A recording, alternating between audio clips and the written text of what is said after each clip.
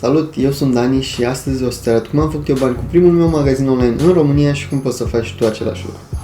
Probabil te întreb de ce fac acest videoclip. Ei bine, am două motive. Primul este faptul că, deși sunt foarte mulți oameni interesați în România să-și deschidă un magazin online, nu prea există materiale educaționale pe acest subiect. Românii nu prea vor să aglomereze piața, să spunem așa. Chiar am dat un search pe YouTube și am văzut că există un videoclip care spune să nu-ți faci un magazin online, deși ar părea o idee bună, sau clickbait-uri de genul cum să-ți deschizi un magazin online cu mai puțin de $150. Chestiile astea nu există, nu sunt reale, o să le combatem astăzi și o să-ți facem o imagine mai de ansamblu asupra ceea ce înseamnă să ai un business online în România. Ok?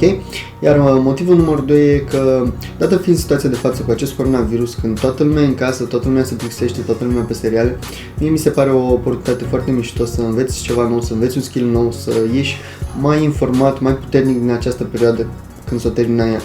Așa că dacă pot să dau niște valoare, o să o dau și până atunci stați safe, stați în casă și stați pozitivi. Astăzi o să trecem peste câteva subiecte și o să vorbesc despre ele în mare, ca să-ți faci o idee mai de ansamblu despre ceea ce înseamnă să ai un magazin online și ceea ce înseamnă online în mare. O să trecem peste motivele pentru care încă e o idee bună să-ți deschizi un magazin online. O să vă zic pe scurt strategia mea de marketing și care a fost strategia mea de marketing cu acest magazin și care sunt marginile de profit ale unui magazin online în general. O să zic costurile estimative pentru a deschide un magazin online în România. O să spun ce fel de produse ar trebui să cauți și ce mentalitate să ai atunci când te uiți după ele. Îți spun modurile prin care atragi vizitatori pe site-ul tău în mare, care sunt ele. Așa, o să spun ce firmă de curierat este cea mai potrivită pentru magazinul tău și ce program de facturare să alegi. Aici ai de unde învăța din greșelile mele. Și la final o să zic skill-urile de care ai nevoie pentru a administra un magazin online și ceea ce trebuie să înțelegi ca să faci treaba asta la un nivel de succes. Ok, asta e magazinul, astea sunt vânzările din decembrie 1 până în martie 2025. O să-i mai dau un refresh să fie toată lumea safe, că nu e vreun print screen. 80.000 de oameni au intrat în site, 2,48% rată de conversie. Ce înseamnă rata de conversie? Înseamnă că din ăștia 80.000 de oameni, 2,48% din ei au plasat o comandă. Ok, vreau să înțelegi că asta e o sumă încă mică. Magazinul ăsta putea fi scalat mult mai sus și magazinele pot fi scalate sus dacă îți depui timp în ele. Eu și bunul meu prieten și asociat Alex nu ne-am focusat foarte, foarte mult pe acest site și de aceea am stagnat oarecum. Nu l-am dus la nivelul la care puteam să-l ducem. Mergem la luna decembrie 2018. Să vedem cum a decurs prima lună. 12.700 de lei vânzări, 9.000 de oameni în site și 1,58 rată de conversie, o rată mică de conversie. Acum să vedem cum a decurs anul 2019. 151.000 de lei în vânzări. O să le luăm treptat lună pe lună și o să înțelegi greșelile pe care le-am făcut și ceea ce trebuie să știi când faci un magazin, când ai un magazin online. De ce nu se încarcă?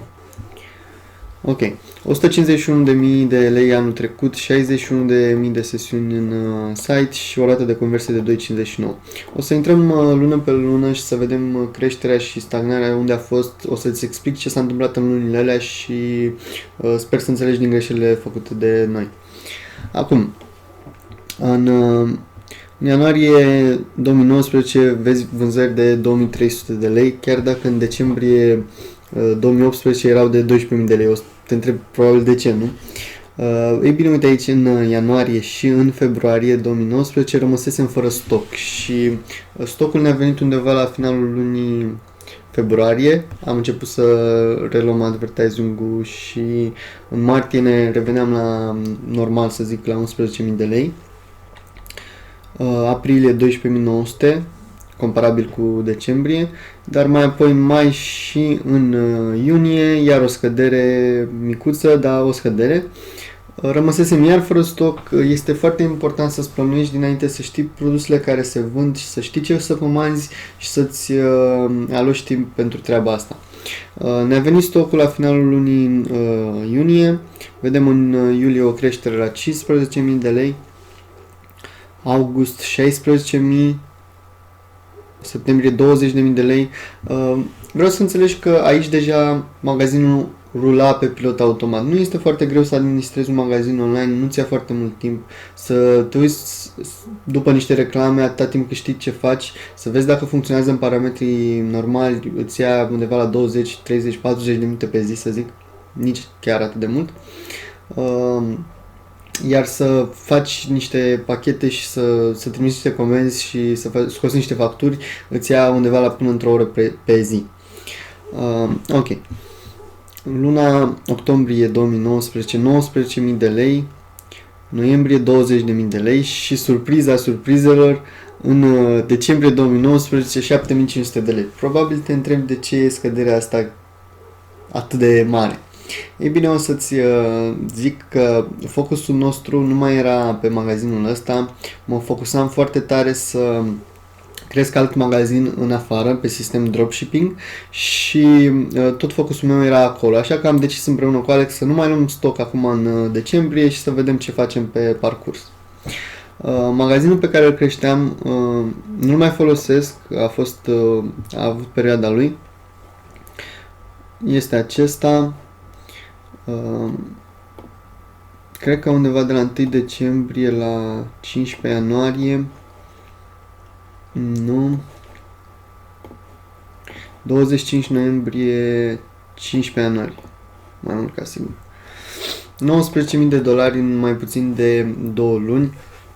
Magazinul ăsta aș putea să-l fac public, aș putea să fac un studiu de caz pe el, să arăt produsul, pagina de produs, strategia, însă nu știu dacă o să fac asta, dacă o să vreți, lăsați-mi acolo în comentarii ce vreți să vedeți. Ok, deci înțelegi că focusul era aici și am decis ca aici să o lăsăm mai moale și să mergem să vedem ce se întâmplă pe parcurs. Ok, strategia mea de marketing cu site-ul din România.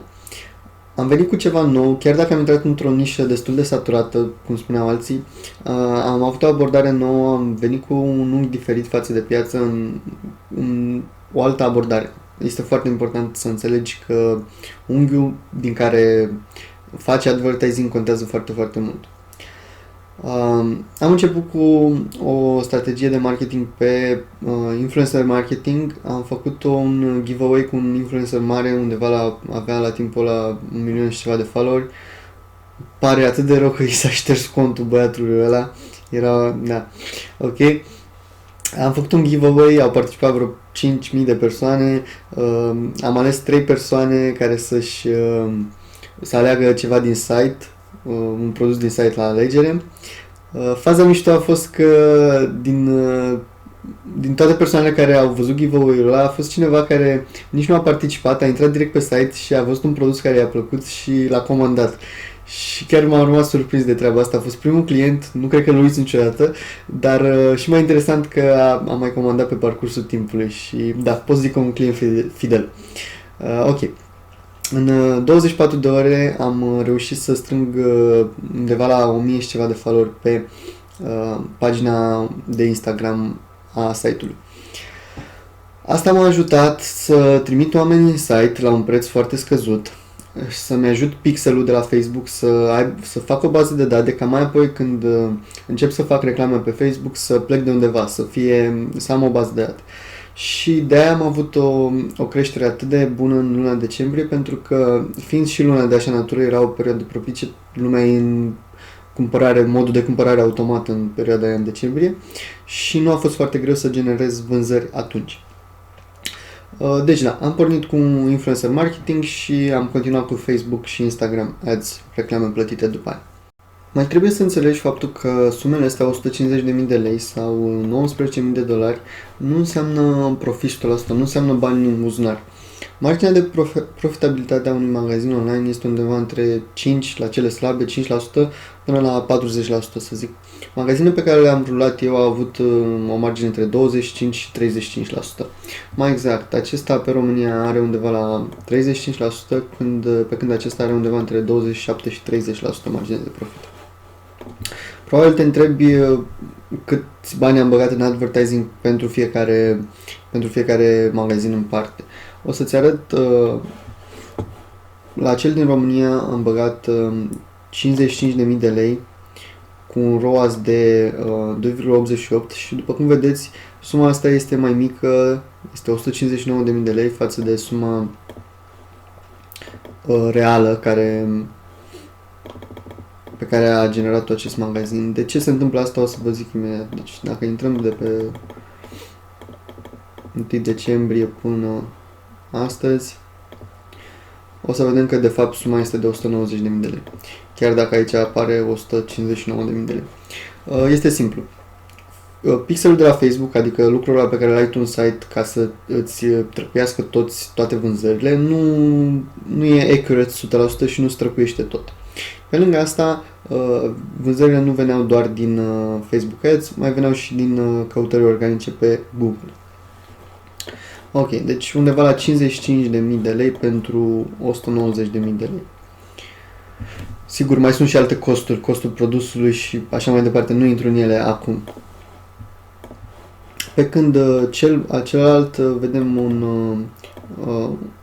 buget de 7.700 de euro și un return de 16.600 de euro, magazinul în dolari, însă tot e o sumă mai mică, da, dar din aceleași motive. Facebook nu înregistrează chiar toate vânzările pe care ți intră ție pe site. Hai să zic de ce nu poți să-ți deschizi un magazin online cu mai puțin de 150 de dolari. Fie el în model dropshipping, fie el în model cu stock. Un magazin online nu se poate întreține cu 150 de dolari. Tu practic poți să-l deschizi cu 150 de dolari, dar doar să te uiți la el, să zici, mamă ce magazin drăguț am făcut, să le arăți prietenilor, nu știu. Însă, ca un magazin să-ți genereze vânzări, trebuie automat să bagi bani. Și pe lângă bani mai trebuie să mai bagi și timp și efort. O să mai acoperim treaba asta la costuri și o să vorbim strict de un magazin online în România, nu pe model dropshipping. Acolo clar e o sumă mult mai mare de bani. Urmează să zic de ce încă în România este un mediu foarte, foarte bun, propice pentru a deschide un business, un magazin online. O să-ți dau câteva motive pentru care încă e o idee bună să-ți deschizi un magazin online în România și nu numai. Gândește că cum era marketingul acum 100 de ani, dacă aveai un produs, cum trebuia să-l vinzi, trebuia să ieși pe stradă să zici că ai produsul respectiv, să te duci la fiecare în parte sau să pui o reclamă într-un ziar plină de alte reclame și să speri că cineva va vedea produsul tău. Gândește la ceea ce ai la dispoziție acum și cât de ușor e să ajungi la oameni prin intermediul internetului și a social media marketing. Ai la dispoziție unelte care te ajută să-ți plasezi reclamele tale fix în fața acelor oameni care ar fi interesate de ele, ceea ce revoluționează tot marketingul de până acum. E cel mai bun timp în care poți să faci treaba asta și nu ai de ce să stai pe gânduri. Costul reclamelor online încă este scăzut și este un skill pe care vrei să-l înveți. De ce spun treaba asta? Majoritatea jucătorilor importanți din industrie, gen Coca-Cola, KFC, McDonald's, Ford și așa mai departe, brandurile astea mari încă își plasează o parte mare din buget către reclamele la televizor.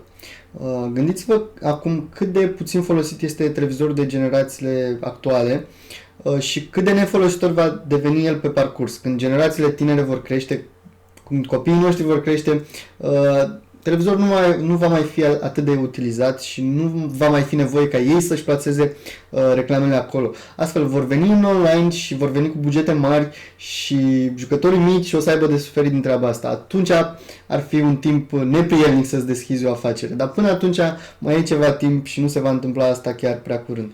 Acum, cireașa de pe tort. Costul reclamelor online în România este scăzut față de alte țări puternice, ceea ce e și normal pentru că nu este aceeași putere de cumpărare, dar este un lucru foarte, foarte bun.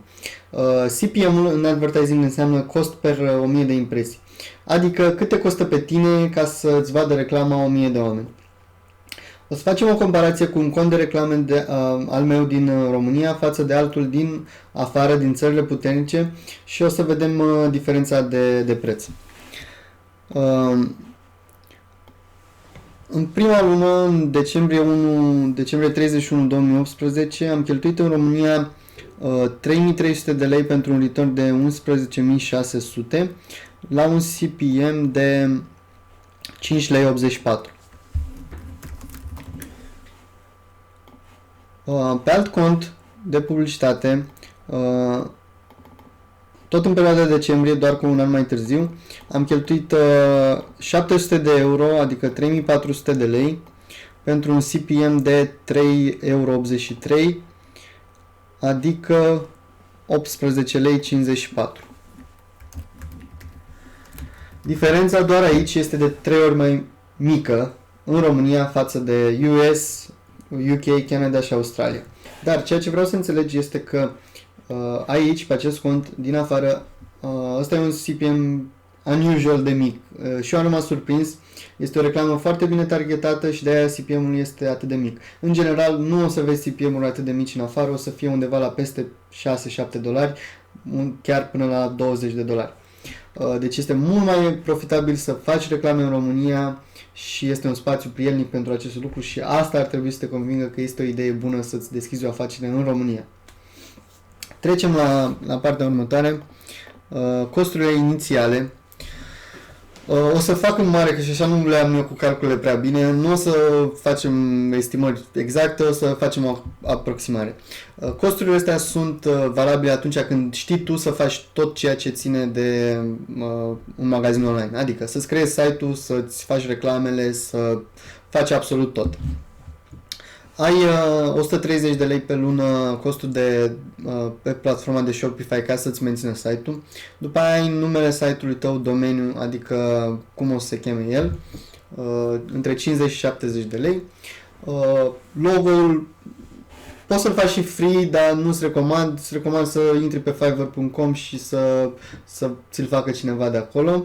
Poți să dai undeva între 20 și 100 de dolari mult, dar cred că undeva la 200 de lei e ok. Eu îți recomand să iei o cantitate mică din mai multe produse, ca astfel poți să testezi mai multe produse și să vezi ceea ce merge, decât să iei o cantitate mare din mai puține produse sau o cantitate mare din mai multe produse, atunci riști să rămâi cu ele pe stoc și să nu se vândă, să nu fie un produs profitabil. Așa că cea mai bună idee e să iei mai multe produse, dar o cantitate mică din fiecare, le testezi, vezi ce merge și iei deciziile pe viitor cum trebuie. În faza de reclame, trebuie să zic că în 2-3 zile de reclame o să-ți dai seama dacă un produs se vinde sau nu. Adică nu o să investești mai mult de 300-400 de lei într-un produs ca să vezi dacă el se vinde. În timp ce vinzi și colectele ajung la clienți, cash flow-ul îți va veni de la firma de curierat cu care colaborezi în funcție de contract. Unele îți livrează banii a doua zi după ce e produsul livrat, altele îți livrează în 3 zile, iar altele îți livrează în 7 zile. O să vorbim mai pe larg despre curieri în partea dedicată lor. În faza incipientă a unui magazin online, costurile inițiale o să fie undeva între 2000 și 3500 de lei. De ce zic asta? Pentru că tu la început testezi, tu vrei să vezi ce produse se vând și nu vrei să iei, repet, o cantitate mare din mai multe produse sau din mai puține produse. Vrei să testezi mai multe și să vezi care merge. După care, depinde de tine, după ce ai văzut ce produse se vând, o să decizi pe care să le cumperi și câți bani o să investești în stoc. Dar, inițial, după părerea mea, undeva între 2000 și 3500 de lei ca să vezi ce produse o să se vândă pe site-ul tău. După care, depinde de tine investiția următoare. Ok, produsul. Trebuie să pleci cu mentalitatea că nu există saturare, adică dacă un produs este vândut de mai mulți comercianți, nu înseamnă că tu nu poți să-l vinzi. Ceea ce trebuie să te gândești e că trebuie să vii cu el, dacă vrei să vinzi acel produs, trebuie să vii cu un unghi diferit față de ei, să vii cu ceva inspirație, cu ceva nou. În alegerea produsului, să nu te bazezi pe faptul că ție îți place produsul respectiv sau prietenilor, apropiaților tăi le place produsul respectiv. Nu reprezentați un eșalon atât de extins cum e tot marketul ca să poți să faci comparația asta. Uneori poți să ai dreptate, poate să-ți placă ție, dar de cel mai multe ori poate să-ți placă ție și la publicul larg să nu le placă. Trebuie să cauți produse care au un factor wow, care atunci când le vezi pe social media să zici, mamă ce mișto e, l-aș lua, îl vreau. Dacă produsul respectiv are un factor wow și rezolvă și o problemă, atunci e clar un produs câștigător și o să faci foarte mulți bani cu el. Dar poți să te rezumi la doar una din atributele respective. Ok. Nu te atașa emoțional de produse sau de site-uri. Dacă vezi că un produs nu merge și îți place ție foarte mult, nu băga bani cu nemiluita în el până îl faci tu să meargă, decât dacă ai vreun feeling sau vreo referație de la Doamne, nu știu. Nu te baza pe treaba asta, e vorba de date. Chiar dacă marketingul este despre emoție și noi vindem pe bază de emoție, tu nu trebuie să te atașezi de produsele tale emoționale. Ceea ce mai trebuie să știi e că orice produs vei vinde, foarte rar vei fi tu singurul care îl vinde sau pentru un foarte puțin timp. Trebuie să fii unic în abordarea ta, să nu faci ceea ce fac ceilalți, pentru că automat atunci când faci ceea ce fac ceilalți, nu o să te duci mai sus de ei și mereu o să rămâi la același nivel sau chiar de desubt. Deci trebuie să te diferențiezi de market și să vii cu abordarea ta unică. Competiția este o sursă importantă de inspirație, dar atât. Nu de copiere, inspirație. Nu trebuie să faci exact ceea ce face competiția. Poți să vezi unde greșește competiția și acolo să vii cu punctul tău de vedere nou, unic, care face o diferență. Oamenii cumpără pe bază de emoții și de cele mai multe ori cumpără produse de care nu au nevoie. Deci chestia asta e de când lumea și pământul, emoția din noi ne face să vrem anumite chestii și după ce le luăm să nu mai avem, să vedem că de fapt nu avem nevoie de ele. Deci atunci când te uiți la un produs, asigură-te că poți să creezi o emoție în oameni care să-i facă să cumpere produsul tău. Cum poți atrage vizitatori în site-ul tău? În online marketing ai câteva modalități de a face treaba asta. Prima și cea mai importantă mie mi se par reclamele plătite, adică reclame pe Facebook, Instagram, YouTube, Google, Bing și așa mai departe.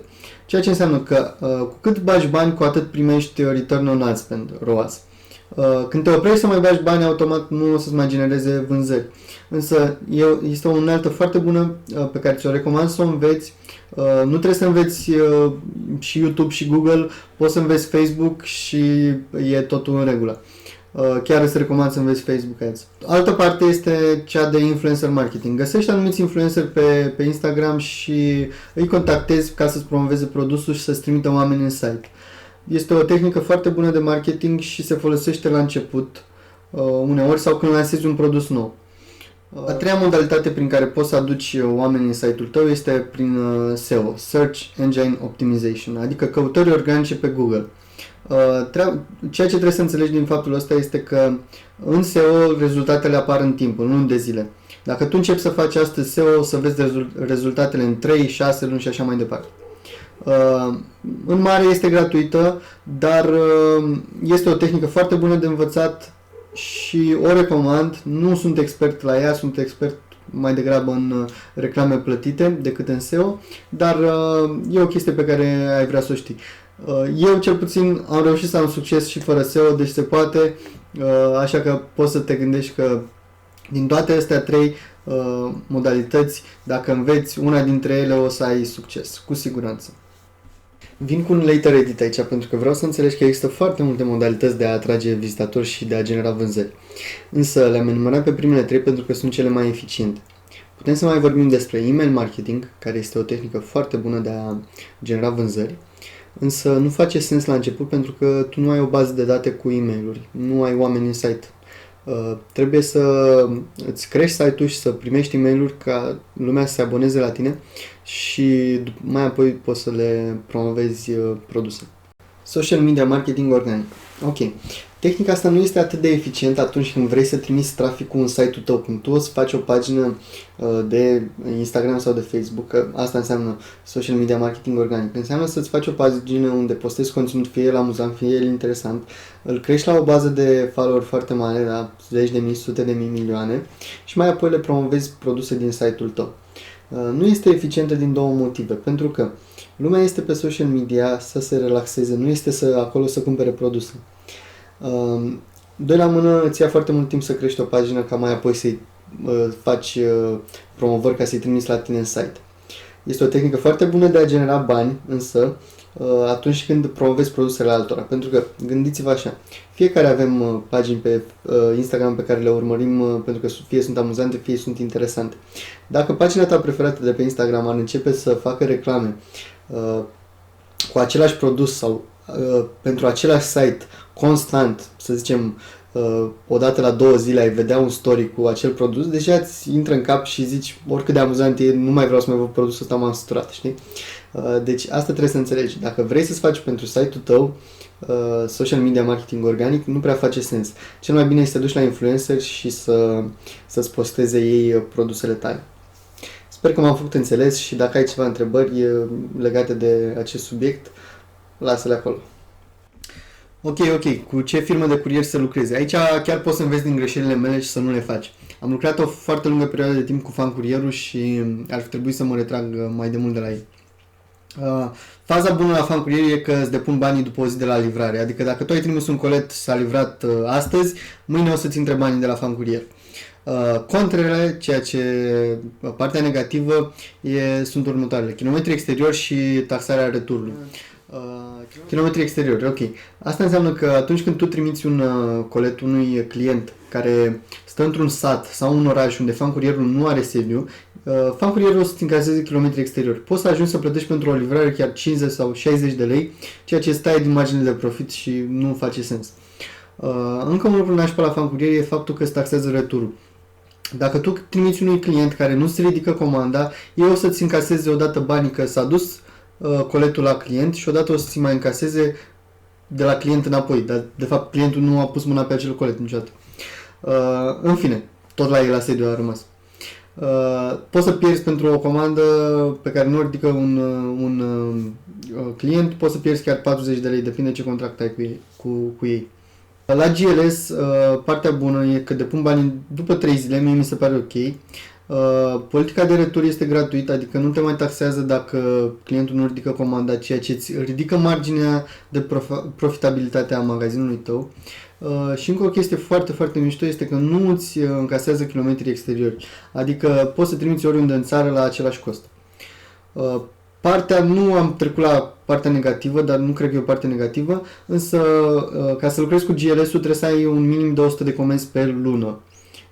Eu nu am lucrat la început cu ei și de asta am avut o margine de profit mai slabă la început. Dacă aș fi făcut tranziția mai rapidă, aș fi câștigat mai mulți bani.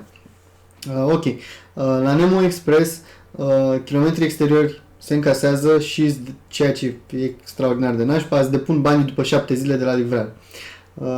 Nu te descurci cu cash flow în 7 zile, e foarte greu. Trebuie să vii cu bani de la tine, nu poți să susțină afacerea ta singură, știi? În ceea ce privește facturarea, recomand SmartBill și Xconnector. SmartBill este programul de facturare, iar Xconnector este o aplicație pe care o ai în Shopify, care te ajută ca atunci când un client comandă la tine să transfere datele clientului către SmartBill ca tu să faci factura printr-un simplu click, mai ușor e să bei un pahar cu apă, nu știu, nu te gândi că o să stai să faci facturi, să le scrii, să le tipărești, pur și simplu le faci într-un singur click și doar le scoți la imprimantă și atâta tot. Sper că te-au ajutat sfaturile mele și nu face greșelile mele cu fan curierul. Dacă încep cumva cu fan curierul la început, asigură-te că pe viitor te muți de la ei ca să îți crească marginea de profit. Ok, skill-uri necesare. Ceea ce trebuie să înveți tu. Trebuie să știi să faci un site pe Shopify sau pe altă platformă la fel de accesibil, la fel de ușor. De ce spun asta? Pentru că nu ai nevoie de cunoștințe de programare și este destul de ușor să găsești informații despre cum să-ți faci un site pe Shopify. Sigur că nu o să-ți iasă super mega wow din prima, o să trebuiască să exersezi ceva, dar în timp o să fie bine. Trebuie să știi să rulezi reclame, să generezi trafic în site-ul tău care să-ți producă vânzări. Sigur că este foarte important să ai bazele măcar unei platforme, fie ea Facebook, fie ea Google, trebuie să știi cum să aduci oameni prin reclame plătite în site-ul tău. Trebuie să înțelegi de ce cumpără oamenii și cum îi poți face să cumpere mai mult din ceea ce vinzi tu, astfel o să-ți crești marginea de profit. Și nu în cele din urmă trebuie să fii unic în abordare, unic în site, unic în pagina de produs, unic în tot ceea ce faci, să te diferențiezi de piață. Ceea ce trebuie să înțelegi. Trebuie să înțelegi că atunci când îți dorești ceva, nu e de ajuns să-ți dorești ceva. Trebuie să-ți dedici timp și efort în treaba asta. Dacă mă uit în spate, nu te gândi că după un videoclip văzut pe YouTube sau o carte citită am ajuns să înțeleg tot ceea ce înțeleg acum. Deci dacă îți dorești să intri pe drumul ăsta sau pe orice drum, cred că e universal valabilă treaba asta, trebuie să-ți dedici timp și efort în subiectul respectiv. Nu te gândi că există vreo scurtătură către succes, că poți să fraierești cumva drumul ăsta. Nu e așa, trebuie să muncești acolo și să faci foarte multe failuri, pentru că, după părerea mea, atunci când dai un fail, vezi unde ai greșit. Dacă ai avea succes din prima, n-ai ști pașii normali care sunt necesari pentru a avea succes și astfel data viitoare o să te lovești de ei. Deci cel mai bine e să dai cât mai multe failuri ca să înveți din ele, să unești toate punctele și să știi unde și ce trebuie să faci. Și mai trebuie să înțelegi că rezultatele apar în timp și că e o muncă a ta cu tine. Nu te aștepta la rezultate instant. Știu că trăim într-o generație în care avem Netflix, acum avem mâncare la ușă, avem totul instant, însă pe drumul ăsta nu e chiar așa și trebuie să te gândești la long term și la faptul că cel puțin în e-commerce și în online, online-ul e aici și aici ca să rămână, nu o să plece nicăieri. E-commerce-ul crește la o rată destul de înaltă și trebuie să înțelegi că trebuie să vezi online-ul în perspectivă pe termen lung, long term, și să faci o carieră din asta dacă vrei asta. Cam asta a fost, mă bucur dacă ai stat până aici, înseamnă că ți-a plăcut și sper că te-au ajutat informațiile din acest clip. Lasă-mi dacă vrei în comentarii ceea ce ai vrea să acopăr pe clipurile următoare, ce subiecte din online te-ar interesa. Ai grijă să dai teroare subscribe-ul ăla, lovește subscribe-ul, că sigur o să vin cu ceva interesant în curând. Și până atunci poți să mă găsești pe Instagram, o să las link-ul în descriere, unde printre meme-uri mai postez și chestii despre e-commerce și dacă ai întrebări poți să-ți răspund acolo cu drag. Până atunci stați safe, stați pozitiv și stați în casă.